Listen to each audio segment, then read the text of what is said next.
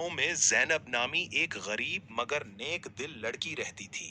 اس کی شادی ایک اچھے گھرانے میں ہوئی۔ شروع میں اسے لگا کہ اس کی زندگی خوشیوں سے بھر جائے گی، لیکن شادی کے چند دن بعد ہی حقیقت سامنے آ گئی۔ اس کی ساس بہت سخت مزاج تھی۔ وہ ہر وقت زینب میں خامیاں نکالتی رہتی تھی۔ تمہیں کھانا پکانا نہیں آتا، تم گھر کا کام صحیح نہیں کرتی۔ حالانکہ زینب صبح سے رات تک کام کرتی رہتی تھی۔ گھر میں جیٹھانی بھی تھی جو زینب سے جلتی تھی، کیونکہ سب لوگ زینب کی شرافت کی تعریف کرتے تھے۔ ایک دن جیٹھانی نے ساس سے کہا، اماں، یہ بہو بہت چالاک ہے، سب کے سامنے اچھی بنتی ہے۔ ساس نے اس کی بات مان لی اور دونوں نے مل کر زینب کے خلاف سازش شروع کر دی۔ ایک دن گھر سے سونے کی ایک انگوٹھی غائب ہو گئی۔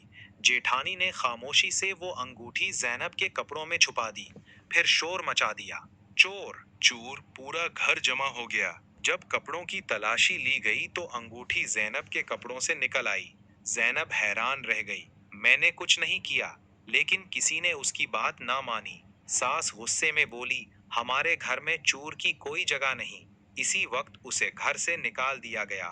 زینب روتی ہوئی اپنے میکے چلی گئی۔ ادھر اس کا شوہر شہر میں کام کرتا تھا۔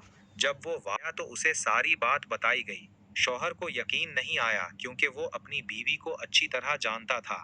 اس نے خاموشی سے حقیقت جاننے کا فیصلہ کیا۔ چند دن بعد گھر میں ایک تقریب تھی۔ جیٹھانی اپنی سہیلی سے بات کر رہی تھی۔ اسے معلوم نہیں تھا کہ اس کا شوہر اور دیور قریب ہی موجود ہیں۔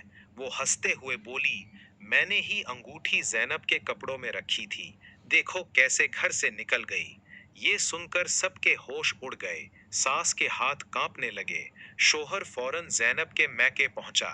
اس نے زینب سے معافی مانگی اور کہا، مجھے معاف کر دو، تم بے قصور تھی۔ زینب کی آنکھوں میں آنسو آ گئے۔ گھر واپس آنے پر ساس نے بھی سب کے سامنے معافی مانگی۔ جیٹھانی کو اپنی غلطی کا احساس ہوا اور وہ شرمندہ ہو گئی۔ اس دن کے بعد گھر کا ماحول بدل گیا۔ ساس نے زینب کو بیٹی کی طرح رکھنا شروع کر دیا اور زینب کی سچائی نے آخرکار اسے عزت دلا دی۔